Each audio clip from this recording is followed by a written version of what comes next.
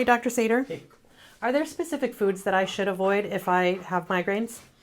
good question. There's a lot of foods that have been associated with triggering migraines. However, that's going to depend on the person, right? So, for some people, cheese, for example, chocolate, smoked or processed meats, because they have nitrites, artificial sweeteners, so like aspartame in a Diet Coke, for example, the red wine. For a lot of people, caffeine can be a trigger. However, for other people, caffeine can actually help with headaches.